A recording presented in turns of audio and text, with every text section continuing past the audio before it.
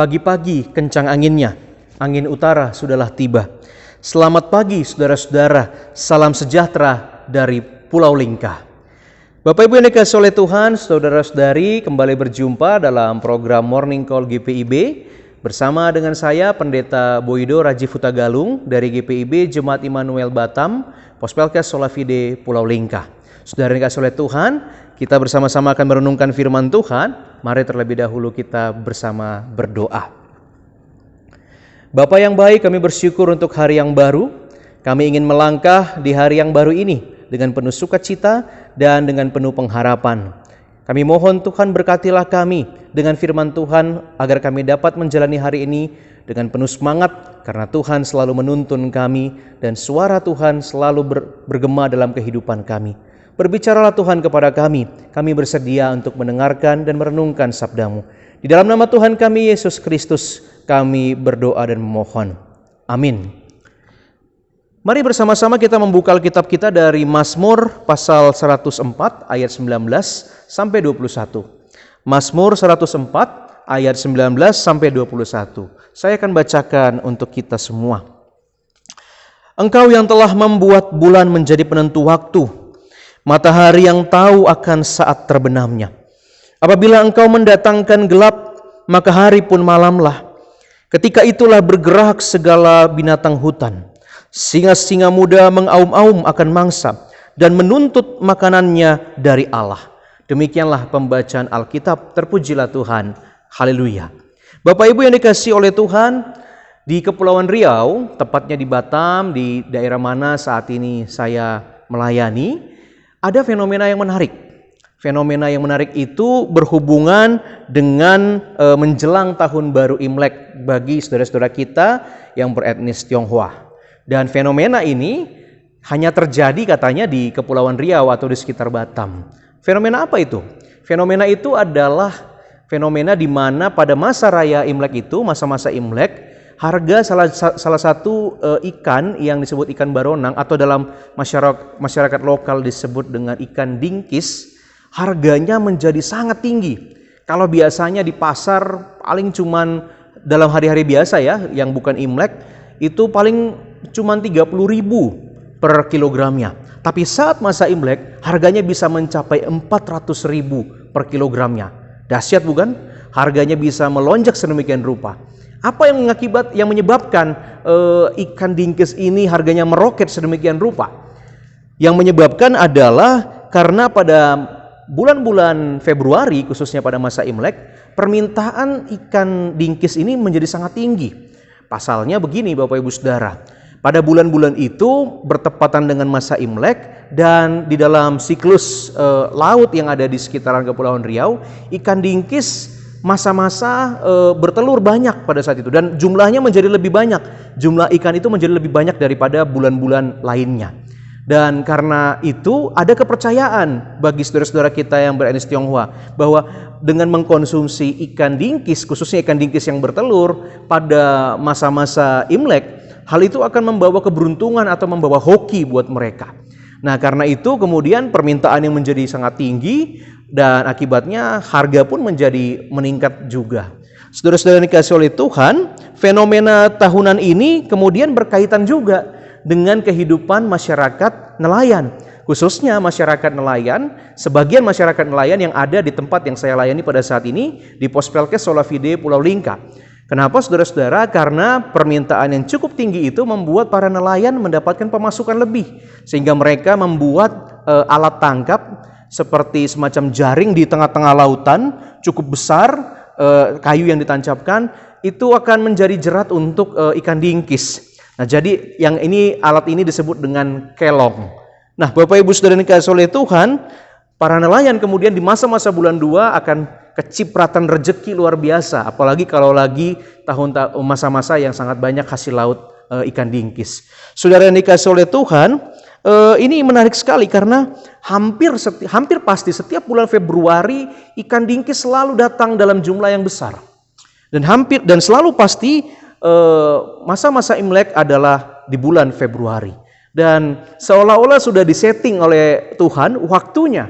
Bulan Februari Masa-masanya banyak ikan diingkis, masa-masanya juga Imlek, dan permintaan kemudian meningkat. Saudara yang dikasihi oleh Tuhan, tentang keteraturan alam, di mana di dalam keteraturan itu ada berkat Tuhan, itulah yang ingin saya ajak kita renungkan pada saat ini. Bapak Ibu Saudara yang dikasihi oleh Tuhan, di dalam bacaan kita pada hari ini, kita melihat lagi ayat yang ke-19, bahwa Tuhan membuat bulan dan juga matahari menjadi penentu waktu. Ya Bapak Ibu Saudara, penentu waktu ini bisa dalam dua hal, yaitu penentu waktu secara kalender ataupun hari, siang ataupun malam. Sebagaimana kita ketahui, sistem kalender itu ada dua ya, ada sistem kalender yang berdasarkan peredaran bulan, ada yang juga berdasarkan matahari. Bapak Ibu Saudara yang dikasihi oleh Tuhan, dan keteraturan ini, bulan, matahari, menentukan kapan waktu malam, kapan waktu pagi, dan itu kemudian berdampak juga kepada makhluk lainnya. Dalam bacaan kita ini Bapak Ibu perhatikan pada ayat yang ke-20, apabila engkau mendatangkan gelap, maka hari pun malam. Dan ketika itulah bergerak segala binatang hutan. Jadi hewan-hewan yang karakternya nokturnal atau keluar pada malam hari untuk mencari mangsa, muncul pada malam hari. Jadi bulan, malam menentukan waktu untuk ciptaan Tuhan mencari berkat-Nya. Saudara dikasihi oleh Tuhan, salah satunya adalah hewan yang disebutkan di sana adalah singa. Karena singa tergolong hewan yang nokturnal. Saudara yang dikasihi oleh Tuhan, ini juga kalau kita lihat dalam konteks Kepulauan Riau ataupun Batam dan sekitarnya, termasuk Pulau Lingka di mana saya berada saat ini, keteraturan ini juga terjadi melalui bulan, ya kalender Imlek itu kan berdasarkan bulan ya.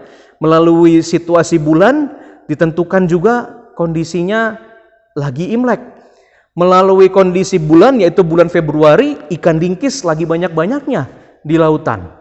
Dan melalui situasi yang seperti ini, keluarlah para nelayan untuk mencari berkat. Keluarlah para nelayan untuk mencoba mencari penghidupannya. Dan alam, peredarannya, situasinya mempengaruhi kehidupan manusia. Dan itu semua di dalam bacaan kita pada hari ini dihayati atau diimani sebagai pekerjaan Tuhan. Tuhan yang membuat segalanya teratur. Saudaraku yang dikasihi oleh Tuhan Yesus Kristus, dari pemazmur dan juga dari fenomena di Kepulauan Riau, di area lautan ini, kita dapat belajar bagaimana kita bersyukur. Bersyukur karena keteraturan alam, bersyukur karena semua itu dibuat oleh Tuhan dengan hikmat-Nya. Dia memberkati dunia dengan keteraturan alam. Melalui keteraturan alam itu, Dia menentukan waktu-waktu. Ada waktu untuk memperoleh berkat makanan dan minuman. Ada waktu untuk beristirahat. Ada waktu untuk berkembang biak. Dan berbagai macam kesempatan lainnya.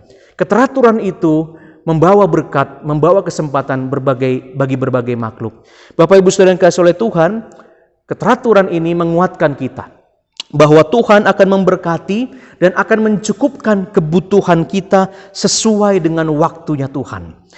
Tuhan adalah Allah yang mampu menata segala sesuatu. Dia menata alam, Dia menata kondisi untuk mendatangkan berkat yang memelihara ciptaannya. Baik itu manusia, baik itu hewan-hewan seperti bacaan kita, singa. Semuanya Tuhan tentukan kapan waktunya mendapatkan berkat. Dan di sini kita meyakini bahwa percayalah Tuhan menentukan berkat kita. Bapak Ibu yang dikasihi oleh Tuhan Yesus Kristus, bahkan kalaupun saat ini kita sedang berada dalam situasi yang cukup buruk karena pandemi COVID-19 masih terasa sampai 2021 ini. Tetapi kita boleh meyakini dan perlu dan harus bahkan meyakini bahwa Tuhan akan tetap memelihara dan tetap akan memberkati kita. Meskipun situasinya seperti ini, percayalah bahwa Tuhan yang menata waktu, Tuhan yang memelihara kita melalui berbagai peristiwa dan fenomena alam. Bapak Ibu dikasihi oleh Tuhan, bahkan percayalah juga bahwa pada masa-masa pandemi seperti ini, sesungguhnya Tuhan juga sedang bekerja menata kebaikan, bukan hanya untuk manusia, bukan hanya untuk saya dan Bapak Ibu Saudara, tetapi juga Tuhan sedang melakukan sesuatu untuk alam kita. Dia sedang berupaya membentuk kita agar dapat beradaptasi dengan kebiasaan dan tatanan yang baru. Tetapi saudara yang dikasihi oleh Tuhan, ada juga hal yang perlu kita perhatikan, bahwa karena Tuhan kita memberkati kita melalui tatanan alam yang teratur, Keteraturan itu menjadi sangat penting bagi keberlangsungan hidup kita. Maka dengan demikian saudara-saudara, itu artinya apa? Jangan sampai kita merusak ekosistem yang sudah berjalan dengan teratur. Jangan sampai tindakan-tindakan kita merugikan alam. Padahal dari alam itulah Tuhan memberkati kehidupan kita semua. Bagaimana caranya? Hal-hal yang banyak kita bisa pelajari dari artikel-artikel. Katakan saja di rumah atau di mana-mana kita dapat mengurangi penggunaan plastik dan juga membuang sampah jangan sembarangan. Jika memungkinkan kita melakukan proses daur ulang. Sesungguhnya Bapak Ibu Saudara, membuang sampah sembarangan akan merugikan, alam akan membalas kita. Kita buang sampah, dia bikin banjir, dia bikin macam-macam. Kita pembangunan besar-besaran mengakibatkan daya serap tanah menjadi sangat kurang sehingga longsor di mana-mana. Sebenarnya kita dipukul balik. Apa yang kita perbuat pada alam, maka kalau kita mengasihi alam, maka alam pun mengasihi kita. Tetapi kalau kita merusak alam, maka dia pun bisa merusak kita.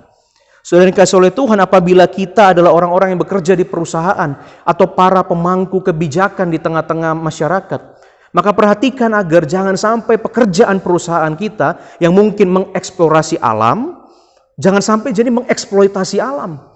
Apabila kita adalah pemangku kebijakan di mana kita bertanggung jawab terhadap kondisi lingkungan, jangan sampai terjadi kecurangan yang mengakibatkan alam kita menjadi rusak. Kita bertanggung jawab untuk memelihara alam ini. Sebagaimana Tuhan sudah memelihara kita lewat keteraturan alam. Maka jangan kita rusak keteraturan itu.